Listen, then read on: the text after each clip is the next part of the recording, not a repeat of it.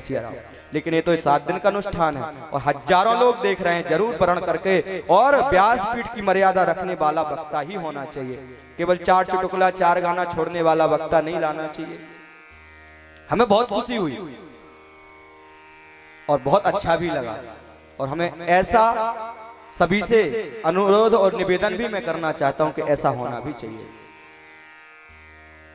क्योंकि गाने नाचने वाले वक्ता नहीं हो सकते। वेद शास्त्र विशुद्धिकृत, वेद शास्त्र का शुद्धिकरण करके जानता हो, दृष्टांत कुशलो धीरो वक्ता कार्यति निष्प्रहा, ये लक्षण है।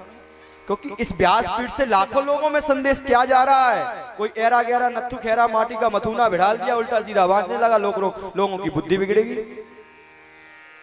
ऐसा नहीं, क्योंकि ये गुरु परंपरा का स्थान है। यहाँ पर व्यास जैसे महापुरुषों ने अपनी कलम से लिख करके जो पोथी रखी और सुखदेव जैसे महावक्ताओं ने बांची है। हम लोग तो उसकी चरणों की धूल भी नहीं है, लेकिन अगर उनके उस बताए हुए मार्ग पर चल रहे हैं तभी बैठने के लायक है। इसलिए वक्ता अच्छा होना चाहिए, तो परीक्षा लेना चाहिए यजमान को, बहुत जरूरी है। किसी के कहने से कुछ नहीं करना चाहिए। आप जो कर्मकांड कराने बुलाते हो ब्राह्मण, वो भी विद्वान होना चाहिए। जब विद्वान ब्राह्मण रहेंगे तभी तो समाज को सही रास्ता दिखा पाएंगे, और योग्यता पर वर्ण करना चाहिए, जरूरी है। क्योंकि एक जगह की बात है महाराज, ऐसे लोग तो आजकल वक्ता बन गए। एक हमारे महाराज जी के साथ तबला बजाने जाता था एक व्यक्ति, वृंदावन की बात है, तबला बजाने के लिए। एक दिन महाराज जी की उसने डायरी चुरा ली। महाराज जी अपना संग्रह जो बचपन में पढ़े गुरु जी के यहाँ बैठ करके उसने चुरा लिया, और महाराज चुरा करके फोटो कॉपी करा करके घर में रख ली, और 1 साल उसको रटता रहा, वो चीजें सारी रट ली। और अगले दिन उसने चंदा चुंदा करके भागवत का आयोजन कर दिया। बोले हम भी भागवत वक्ता। ऐसे वक्ता हो गए आजकल तैयार। क्यों प्रतीक जी, सही कह रहे कि नहीं? बाबा सही गई। बाबा बता रहा था कि हाँ महाराज जी वो वक्ता कुछ नहीं जानता, लेकिन हमारे साथ वायलन पर कह रहा था ऐसा करो वैसा करो, तुम्हारे महाराज जी का डायरी चुराया। बंगाली बाबा बन रहा था हमारा। बोलो राधे राधे। हमारे जो कलकत्ता से पधारे हुए हैं वायलन पर, ये हमारे महाराज जी के साथ बहुत सेवा दिए हैं, इसलिए मैं उनको बहुत सम्मान देता हूँ। बहुत सीधे हैं। आज उनको देख उनके हमारे साथ भी वो कई बार सत्संग ऐसे जुड़ता रहता है बीच बीच में। तो महाराज जी तो हमारे वृद्ध हो गए हैं, तो अब वो हमारे साथ सेवा दे रहे हैं। क्यों जी? बोलो राधे राधे। तो ऐसे वक्ता आ गए आजकल, डायरी चुरोता रट लिए, 10-15 श्लोक रट लिए, कुछ भी बोले। अरे वक्ता वो होना चाहिए कि अगर अशुद्धि भी अगर कहीं लिख गई तो शुद्ध कर दे। वो उतना ज्ञान व्याकरण का, वेद का, शास्त्र का, पुराण का और शास्त्रीय संगीत का वो नहीं तो आजकल ऐसे गीत व्यास मंचों से गा रहे, हे भगवान राधा ने हमारी मिस कॉल कन्हैया करे हलो हलो। अब बताओ ये कोई व्यासपीठ के भजन है? अरे इनको भजन कहें तो कैसे कहें भाई? ये उस परंपरा की गादी है जहां मीरा के पद चले, जहां हमारे, हाँ आप कुछ अच्छे भाव हैं तो गा सकते हैं जो भक्तों ने लिखे हैं, उन भावों को गाइए।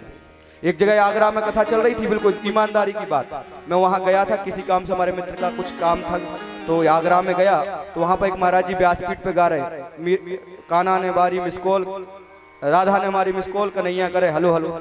हम बैठे, उनकी भागवत हो रही सुने आए, हम फ्री थे घर में, उनके यहाँ 1-2 दिन के लिए किसी काम से गए थे, तो हमने कि चलो भागवत हो रही हम भी सुने आए, तो अपने श्रोताओं में आके बैठ गए। हमको बड़ा बुरा लगा, एक तो उल्टा सीधा कुछ भी बाँचे, हमसे रहा नहीं गया। हम कि क्या करें, तो हम वहां से उठे श्रोताओं में से, तो सब लोग प्रणाम करने जैसे आते वैसे हम भी आ गए, और हमने 20 का नोट निकाला, भागवत जी पर चढ़ाया, प्रणाम किया, और कान में कह दिया कि अगर दोबारा हलो हलो सुना पड़ी तो हम पिट भली जाएंगे, लेकिन तुम्हें नीचे जरूर फेंक देंगे, उठा के फेंक देंगे यहीं से। इसलिए ध्यान रखो, भागवत की व्यासपीठ पर बैठे हैं, कोई भजन है सुनाने के? हा? पैसे कमाने के और भी कई रास्ता है। हमने कह दिया, हमने कि लोग हमें भले यहीं पकड़ के मारे, लेकिन अगर कल के दिन और अभी मैं बैठा बैठा सुन रहा हूँ, कान में बोल रहा हूँ, और मुझे अगर दोबारा कोई ऐसी बेहूदी बात सुनाई दी, मैं आकर के धक्का मार दूंगा व्यासपीठ से, अपमान हो जाएगा, मुझे भी लोग कुछ भी करें, लेकिन मैं व्यासपीठ का अपमान नहीं देख सकता। महाराज जी के कान में कह करके वो मुस्कुराते, महाराज जी बड़ी कृपा कहते हुए नीचे आ गया। मैं महाराज जी की मजाल देख लिया कि लड़का बैठा है, कर भी सकता है। छोटा ही था मैं उस समय, पढ़ रहा था वृंदावन में, गया था अपने मित्र के साथ, हमारे मित्र साथ में पढ़ते थे, आगरा के थे वो। महाराज जी की मजाल 3 दिन रहा,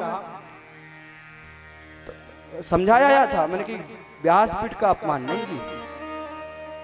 तो ऐसा अगर कोई बेहुदापना करता बिल्कुल रोकिए, क्योंकि यहां से जो संदेश जाएगा, अगर धर्मगुरु बिगड़े जाएंगे तो धर्म तो अपने आप बिगड़ जाएगा, और धर्म बिगड़ेगा तो समाज को बचाने वाला कोई नहीं है। ये व्यासपीठ परमहंसों की पारमहंसायाम संहितायाम, कोई साधारण महापुरुषों की गादी नहीं है, पारमहंसायाम संहितायाम, महापुरुषों की संहिता है।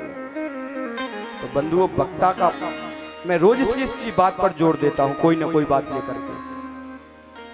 तो बहुत सारी बातें हैं, मैंने उनसे निवेदन किया, कान में से कह करके आ गया और 20 का नोट चढ़ा करके आ गया, और मुस्कुराते हो, किसी को पता तो नहीं चला, लेकिन महाराज जी जरूर समझ गए। ऐसा बेहुदापना नहीं करना चाहिए, और ना ऐसी फरमाइश करनी चाहिए लोगों को। महाराज जी की अब पता नहीं गलती खुद की थी, कर किसी ने कहा था कि गजा भजन गाओ,